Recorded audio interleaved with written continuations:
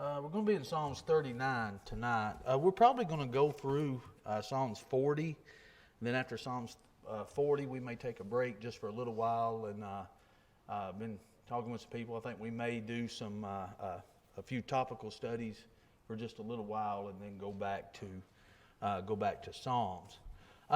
This psalm is entitled "To the Chief Musician." That's what many of the Psalms of David is entitled. As we said before, this could mean a number of things.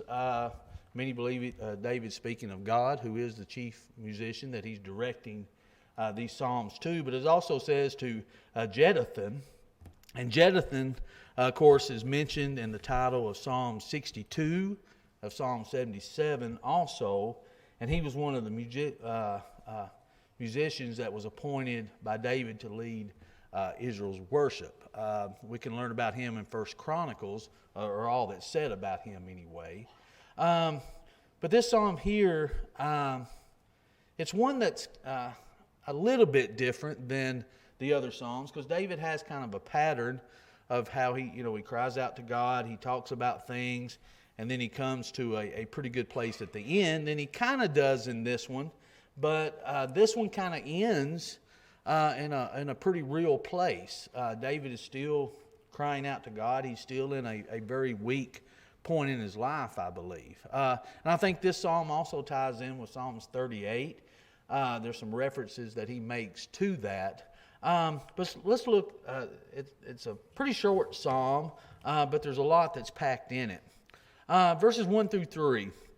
He said, "I said, I will guard my ways, lest I sin with my tongue. I will restrain my mouth with a muzzle, while the wicked are before me. I was mute with silence. I held my peace even from good, and my sorrow was stirred up. My heart was hot within me. While I was musing, the fire burned, then I spoke with my tongue."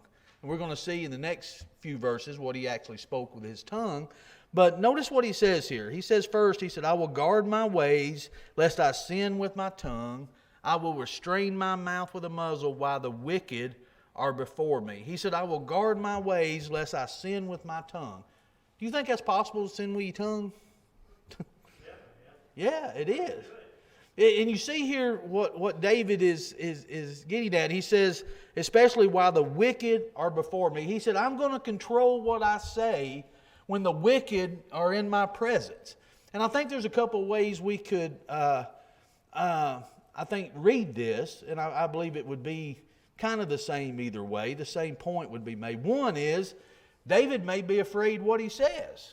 That he says something wrong, especially in front of the wicked. Because David's not in a very good place here. Have you ever been in a place in your life where you're just distressed, you're down, and David's going to go in and he's going to explain that he just feels like God's got a hold of him, and he knows that God is part of this, and he's kind of being chastised, if you will. And in that moment, David just feels like he needs to hold his tongue, because he may not say something that's going to be right. You ever felt like that? You ever felt like, I just need to really bite my tongue here, because the way I'm feeling inside, it's not going to be good if that comes out. Well, if that's it, David, one, doesn't want to do that, but he doesn't want to do that in front of the wicked. Why do you think he doesn't want to do that in front of the wicked? Yeah, the world out there is just waiting for a Christian to mess up, aren't they? They're just waiting for them to go through a bad situation. I think the world is waiting for us to be faced with something, and how we handle that makes a difference, doesn't it? David even says here that he said, "I held my peace even from good."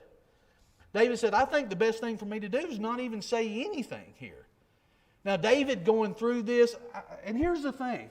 When we all go through something in our lives, but how we handle what we go through, that can actually make it worse, can it?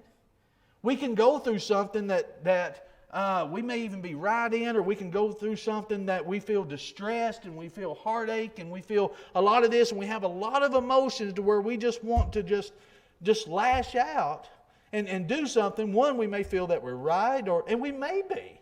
You know, David, he talks about several times in Psalms that the wicked say this about him, and it's not true, and he talks about those feelings that he has, and I think this carries over into this Psalms also, to where he says, I'm just not going to say anything in front of the wicked, because the wicked are watching this.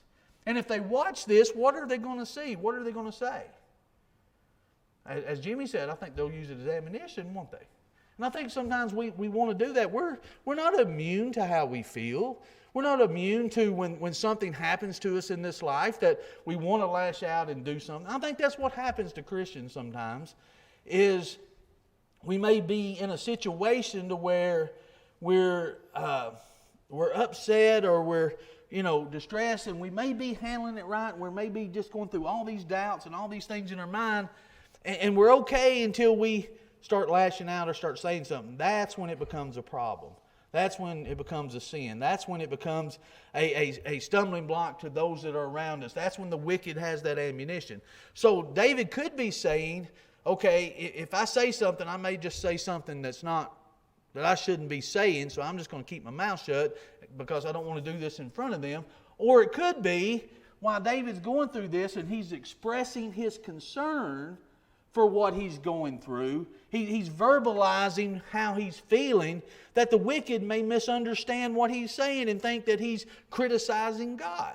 That very much could be it. Because there's sometimes that, as a Christian, we have to kind of, unpack a lot of things and try to figure out why we're going through what we're going through. And sometimes we can't figure out, and it's hard. David here, through this psalm, starts expressing what he's feeling, what he's going through, and because when he finally speaks, he actually speaks to God. He's very bold to God of what he said. So it could be either way here. But I think either way, David either thinks that he's going to say something that's wrong, or he's going to say something that someone's going to misunderstand. Either way, he says the outcome's not going to be good. Even if he speaks something good with what he's doing, it still could be misunderstood, because he says here, I held my peace even from good. If you go back to Psalms 38, he said, I was mute in front of my enemies. He says, when they were saying I did this and they're accusing me of all this, he said, I didn't say a word. And he's kind of saying that here. He says, I'm not saying anything in front of the wicked, but it's for a different reason. It's not that he doesn't want to defend himself. It's the fact that he's afraid that his enemies are either going to misunderstand what he says, or he's going to say something that he shouldn't, and it gives the enemy the wrong impression anyway. So he says, it's best for me not to even say anything. Have you ever been in a situation like that? Have you ever felt like that? Do we do what David does and keep our mouth shut, or do we say it anyway? You ever been frustrated as a Christian? You ever just been frustrated and think, look at all of this that's happening. I can't believe that this is going on with me. Matter of fact, David wants to say it. He goes on to say that, it's just burning up inside of him. But he says in this moment, he's not going to say it. He's going to have some self-control. He's going to have a sense of understanding around him that it's best he just be quiet for the moment.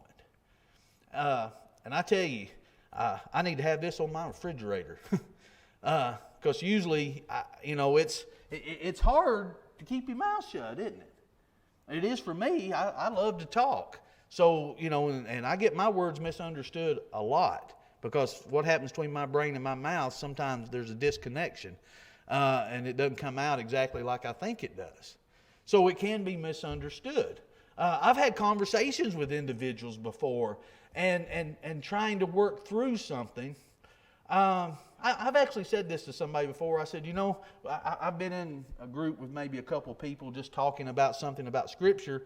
And I said, this is one of those things you can't say like in an auditorium when you're teaching. When you're trying to work through it and you're trying to talk, because somebody can misunderstand. Somebody could say, well, he's taking it this way or he's taking it this way, when you may not be. You're just trying to work it out in your head. I kind of think that's what David means here. I think David means while he's working all of these emotions out, and if he verbally expresses them, somebody's going to misunderstand what he's saying. They're going to take it as criticism to God. They're going to take it as a lack of faith on his part. It's just David is struggling. This is a weak time in David's life. And you think about all the things that David faces, it seems like his internal struggles seems to be the hardest on him. Just like Job, with all the physical things that he faced, I think the hardest thing that he faced was that emotional battle inside of him of trying to figure out why.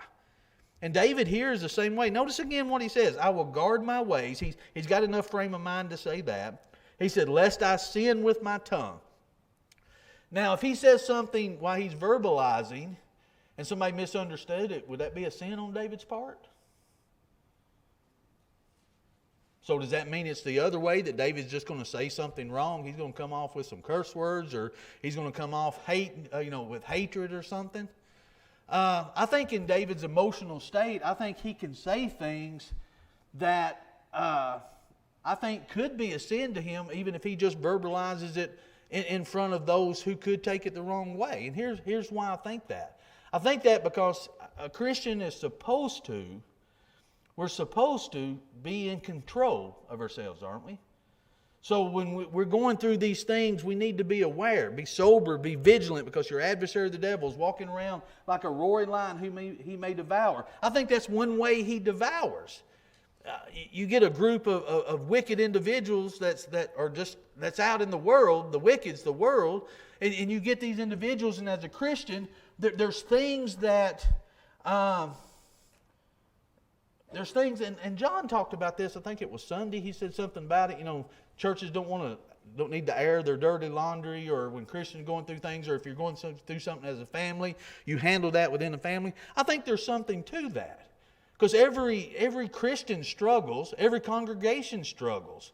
But when we struggle and it becomes a public thing, and we just fuel it with fire, and we just start expressing how we feel, we start doing the things that we feel, that's where it becomes wrong, because the world's watching that. They see us, how we're going to handle those things in those moments. They see it as individuals. They see it as a congregation. They see it as a church as a whole. They're just waiting for that.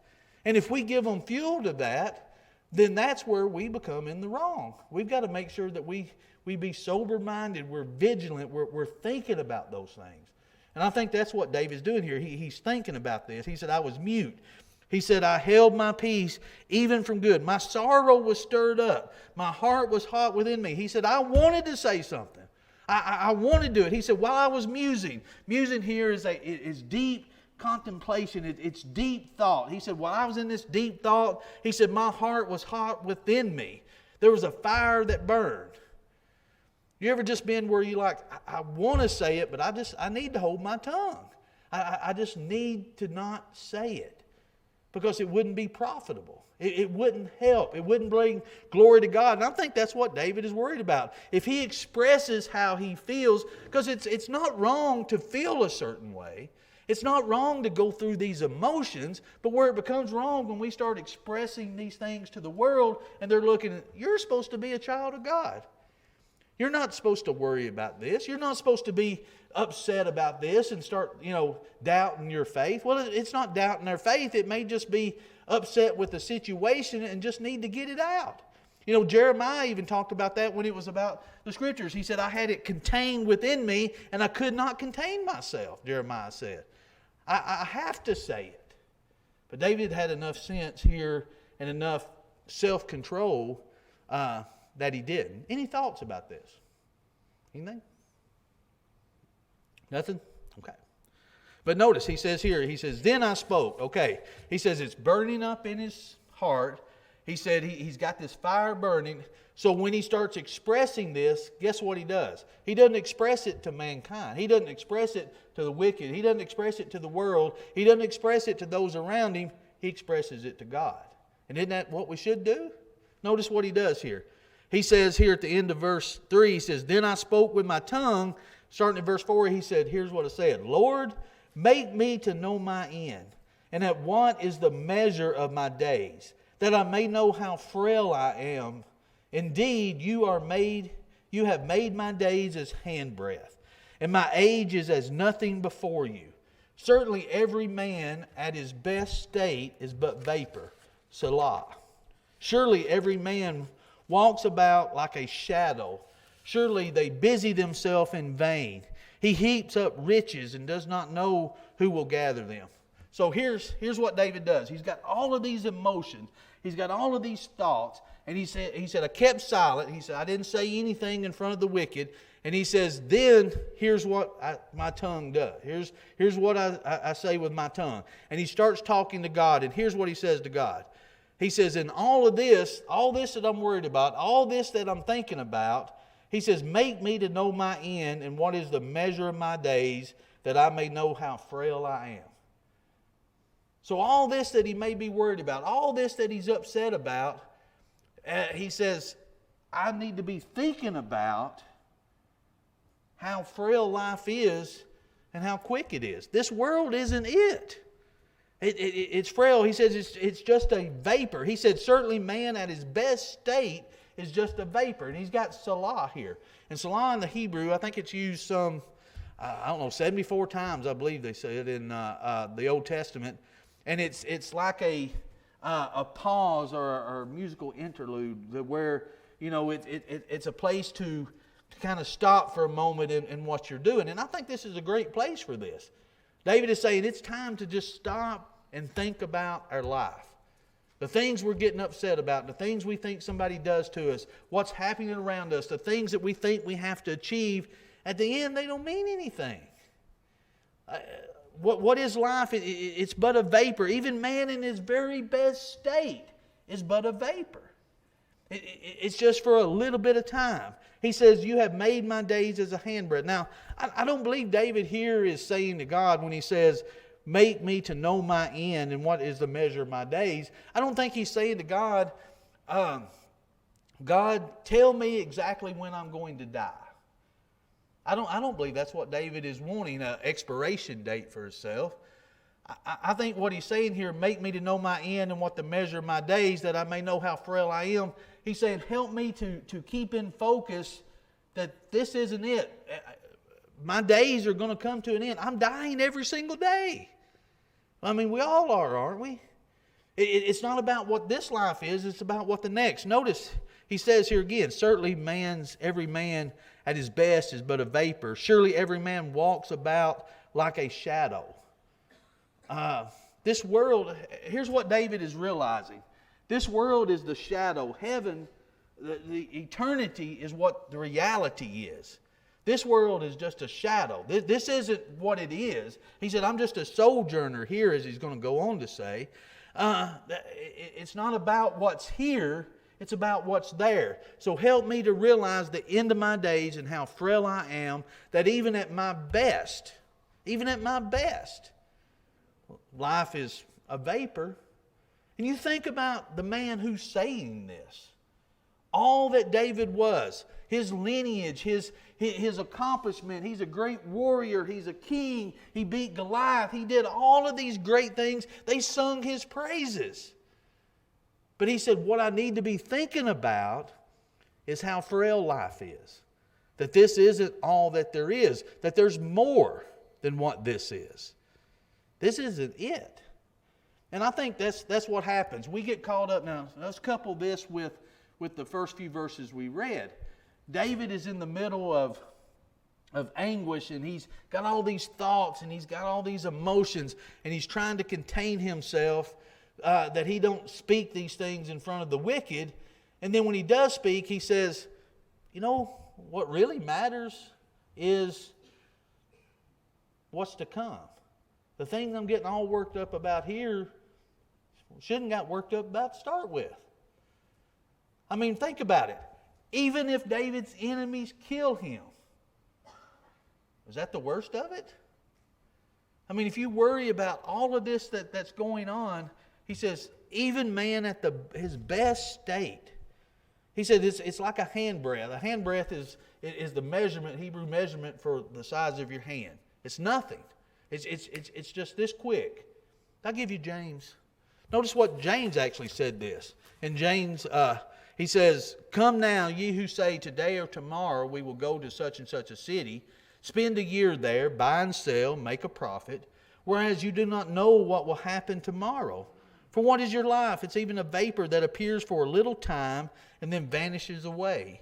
Instead, you ought to say, if the Lord wills, we shall live and do this or that.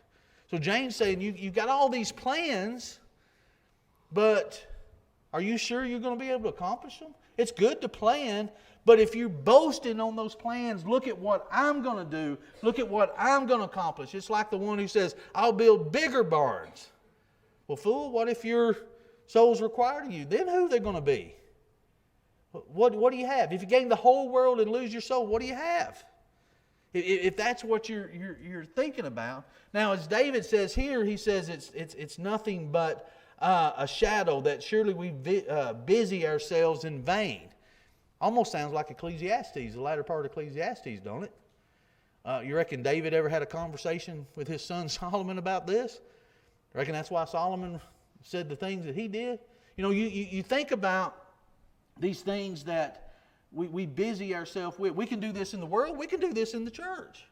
We can get caught up with just the busy stuff that we forget about what's really important. It's just about doing things. It's just about doing things. You've got to stay busy. People's going to get bored. You've got to stay busy. In our regular lives, we've got to stay busy. We've got to do all of these things to achieve what I want to achieve. I've got to keep climbing and keep climbing and keep climbing. In the church, I've got to keep doing and keep doing and keep doing. When we don't stop and just think about why we're doing it. What's the point of doing it? What does it really bring to us? What does it make us better? Or does it take us farther away from God? When it comes to our family, if all we're thinking about is our job and what we can accomplish, what does that do to our family? When we think about in the church that it's just about doing things, does that bring us closer to God or does it bring us farther away from God? Now, it's not wrong to do things, but we can get busy doing so much things that we forget what's really important. I tell you what really got me thinking about this. We did a class that's been, I don't even know how long it was ago now in the other building, on raising godly children. And while we did this, did a little assignment with it, that you mark down everything that you do from the time that you wake up till the time that you go to bed. And in doing that, what all do you do? What do you accomplish? Where's the time that you actually teach your children? It could be in the car, riding to a ball game. I mean, there's a lot of ways you could do it.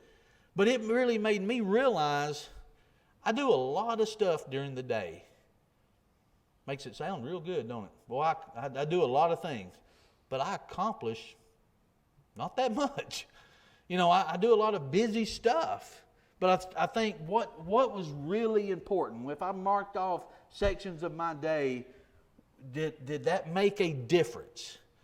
Did I glorify God in those moments? Did I make a difference in someone's life in that moment? Did I do something worthwhile to help me get closer to God, to help my family get closer to God? And I tell you, it's a real eye-opener. And when you do everyday living, when you do your job, you don't do that for yourself. You do that for the glory of God. Because if you don't do a good job, oh yeah, yeah. It's not about yeah. Is a lesson. Yeah. If they watch you, if your children watch you work, they know that you're working, you're doing the best you can for them and for God. Yeah. Because you're teaching them who they need to be. Oh yeah, and that taught me something too. There's moments in that you can take advantage of to do the right thing, and you can do the right thing. Now, I think I do a good job at the work that I do. I realize that a lot of times I do a lot of fussing and complaining during it, you know, if it's not done right around me that I think it ought to be. And I think back, well, what did that really matter? You know, everybody do their own job. Yeah. Yeah. No. Even though it's the better opinion, you still can't put it on somebody else, right? That's what we all think. It's our opinion, so we think it's the better.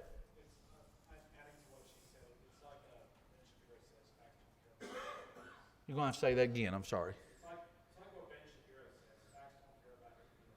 Facts don't care about your feelings. That's good. That's good. But we got to be careful to not get into just the busyness of the world. Because again, as he says here, it's just a shadow. And there's things that we busy ourselves in vain.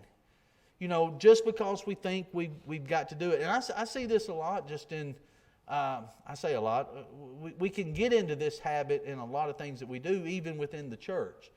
I've even heard individuals that I've talked to over the years, you be talking to somebody and, we've got to stay busy. We've got to do this. We've got to do that. Well, I was reading something one time, a book, and I don't read that much when it comes to that, but this particular book I was reading, and it was interesting because it said, what if we took everything that we did in a congregation and just set it aside and started back with a blank slate and took the Bible and brought back each one and looked at it and said, one, do we have the example for it? Are we supposed to do it? Do we have the command? All of those things, and see what each one of them, the purpose of doing them is.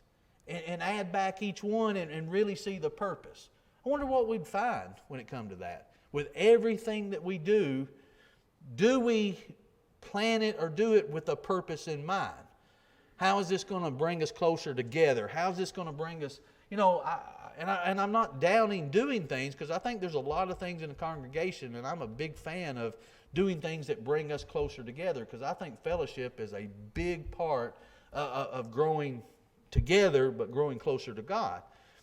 But we look at each one and try to ask ourselves, why do we do this? David here is saying, you look at all the things that he did, and even go back to Ecclesiastes. He said it's all vanity of vanities when you really think about some of the things that we're out in the world just striving for. And David says here, when he finally opens his mouth and he finally starts venting, what he vents is, let me see the frailty of my life. Let me see the end of my days. Let me understand what my purpose is here and what I'm trying to achieve. This world is just a shadow. This world is not the reality. This world is not what there is. It's the next one that I'm going for. That's my reality. That's what I'm striving for as a Christian. And as he says this, as he goes through, he says that sometimes all we do is just worry about the shadow part. Now think about a shadow.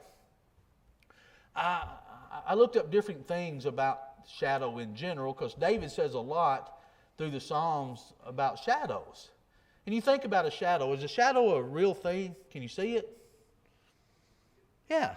Does it have any substance at all? Doesn't have any substance to it. It's there. It's kind of, it's not really you. It's something of you, but it doesn't have any substance. I think that's kind of what David is saying here. This world is not the end-all, end-all.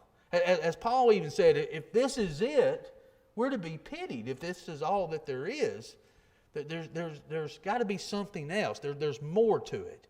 And that's what each Christian, I think that's what really separates us from the world. We're set apart because we're not part of this world. We're not part of that shadow. Even David says, I walk through the shadow of the valley of death. And he said, but you're with me. And that's what we need to understand, that God's with us. And that's what David is going to go on to say. Any thoughts or comments about this?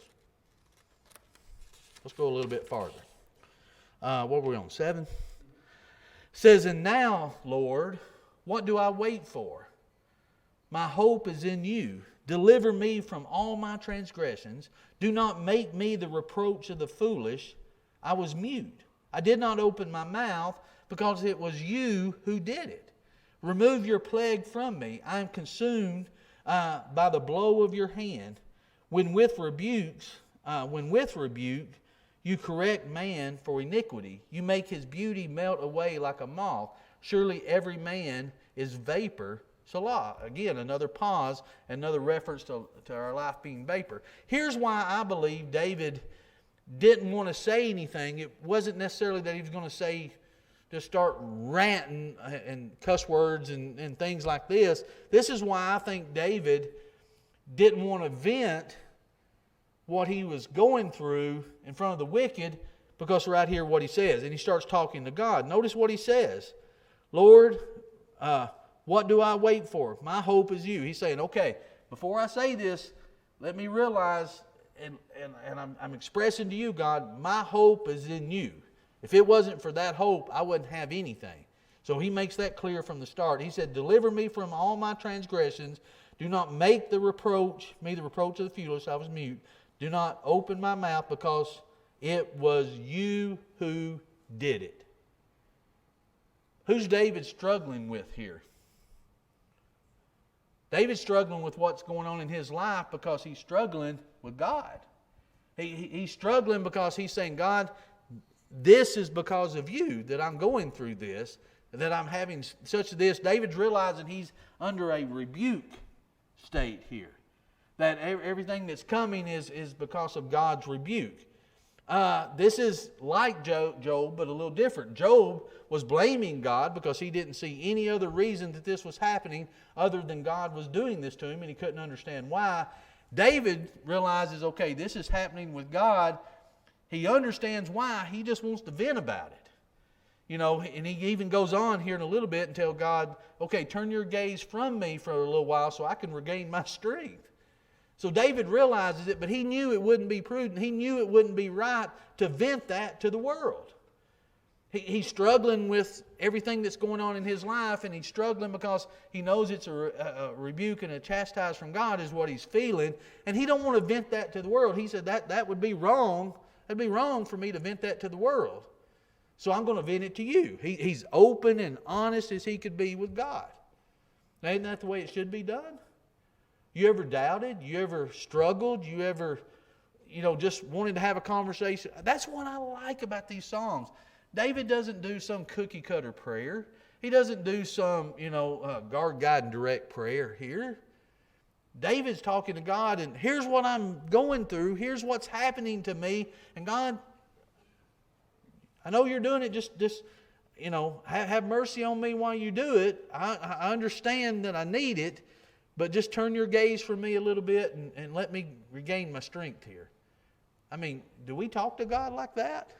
Do we have that kind of relationship that we can just be open and honest with? He knows what we're thinking anyway, doesn't he? He knows what we're going through. Pauline said that he understands even when we can't put it in words. God knows what we need and what we want and what we're going through. So he already knows anyway. Sometimes we just need to say it out loud. You ever just had to go out in the yard sometime and just scream? You ever had to do that? You get, okay, I'm just going to walk off and I'm just going to have to, do this. I think about this when I first read this. I thought about how, you're in here tonight, ain't you, Hannah? Sorry. How, Hannah used to try to tell Brett, okay, if you get upset with the parents, you're not doing it right. That's why Brett got in so much trouble. She would verbalize it to us sometimes, and that'd get her a little more trouble. Hannah would just, okay, yeah, fine, and go up to her room and verbalize it to the wall. She'd just get her ventilation out, vented out to the wall so she wouldn't get in more trouble. And I was thinking about this when I was reading this about David. That's kind of what David's doing. I need to be saying this, but that's going to get me in more trouble, so I am just going to say it to God. I'm going to just work this out like I'm supposed to.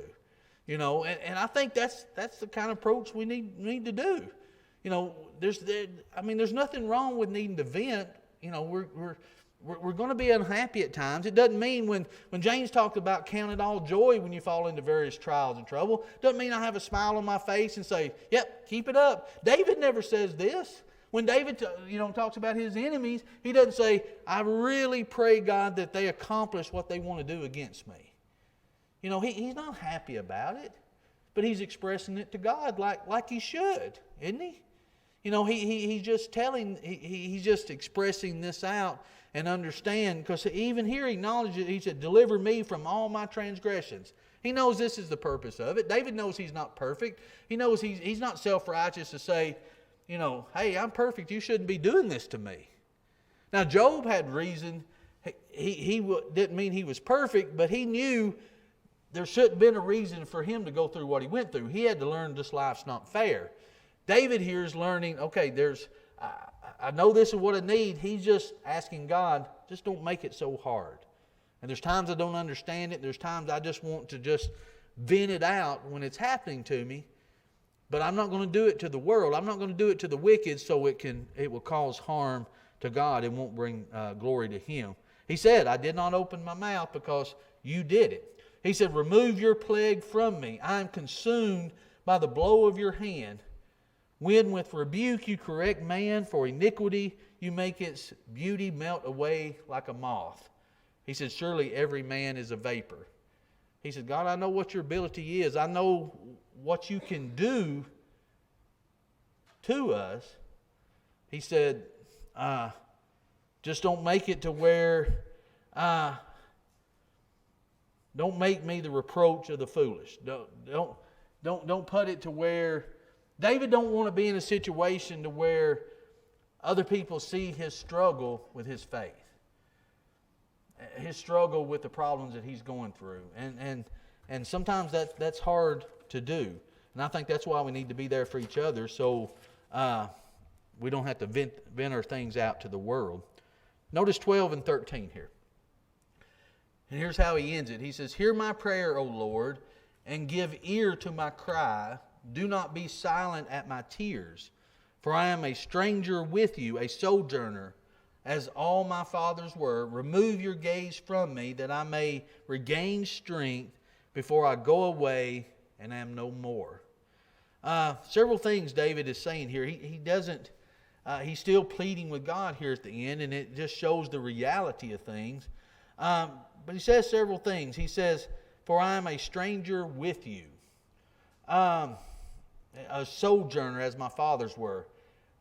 And I think this is key for a couple reasons. He says, I'm a stranger with you. He didn't say I'm a stranger from you. He said, I'm a stranger with you. So David realized this world's just a shadow. He's just a sojourner here. But he realizes he's a stranger and a sojourner with God. He's not alone. And that's going to bring him some comfort. And think about a sojourner. What is a sojourner? A traveler? Are you in a place that's not your home if you're sojourning somewhere? You're a stranger there? If somebody's a stranger, just say, I went to New York City. And I'm walking around New York City and I'm talking to individuals. Do you think those individuals will know I'm not from New York City? Yeah, you're talking to them. Huh? You think talking to them would give it away? Yeah, I think so. You think it would? I can remember I was 14 years old, sitting in a barber shop in El Paso, Texas. And my aunt, I was staying out there with my cousin for the summer, and went and get a haircut, and sitting in the barber shop, and 3 people in there said, so you're from Tennessee? I was sitting in the barber chair, and all I was doing was talking. And I'm like, and it just amazed me that they would even know that. And I started to ask them, how'd you know that? Did somebody tell you? Did somebody? And they kept laughing the more I kept talking. And then I realized what it was. I didn't talk the same. So you think, so I would stand out if I'm in New York City, right? I think there would be a little difference there. So if we're sojourners here, okay, we're supposed to be strangers here on this earth, shouldn't people tell that? Shouldn't they be able to tell that by the way that we talk? Way that we act, way that we dress? Shouldn't they be able to tell we're not here, this is not our home? You know, I've thought about this, especially at the end of here where David says, I'm a stranger with you, God, a sojourner just like my fathers. Remember, Abraham said that he was a sojourner. You start thinking a sojourner is that stranger. We're not of this world. And people should be able to recognize that we're not. And that's what David is saying here. He said, I'm just a sojourner. I want to be different, because if he started mouthing off, he'd just been like everybody else, wouldn't he? See, he's got to act different. He's got to be different, because he is different. He's just a sojourner. He's not from here. Then he says, remove your gaze from me, that I may regain my strength before I go away and am no more. David said, I've about had all that I can take, God. You know, I'm at the point of, you need to remove your gaze so I can gain my strength before I go away and I'm no more, before I'm gone. You know, he's counting on His mercy. He's counting on His grace. He's counting on God to help him here. You know, and David's done that different times. You know, when he counted the people, when he did the census and wasn't supposed to, he had the choice of what to do. He wanted to leave it in God's hands because he knew God could be merciful. Even though God was going to chastise, God was going to rebuke, and God did, he knew that God would be merciful if he would just follow Him and just leave it up to God and say, okay, yeah, I did wrong. God, you do what you need to do. And here, he's wanting God to do what he needs to do, but he says, I don't know how much of this now I can take. If you'll just remove your gaze from me, then maybe, let me regain my strength before I'm no more. So David he doesn't end this in a real good place here like he normally does of necessarily praising God. Okay, how do you do that last one? I go away and no more. How do I do it? Yeah, I think David's talking about before he dies, I think. I think he's saying here, because that's a reference, the same kind of reference, I believe Job made that reference at one time, of the place of darkness, of return there, he said. I believe that's how Job worded it. David's in a dark place here. He's in a pretty weak, this is a weak time for him, I believe, here. But I notice he appeals to the Lord, Yahweh here, the covenant God of Israel. David is appealing to him directly and saying, okay, I realize I'm having your heavy hand on me, and that's a pretty heavy hand. Just turn your gaze away from me. Let me just regain my strength here. So David recognized, he's not complaining and saying, I don't deserve it, quit doing it. He knows he deserves it. He's just trying to get through it, and he's trying to get through it the very best that he can without venting it out to the world and not bringing glory to God while it's happening. And I think that's very commendable, and that's something I think we all ought to look at. Okay, thank you for listening. I believe they're starting to come in.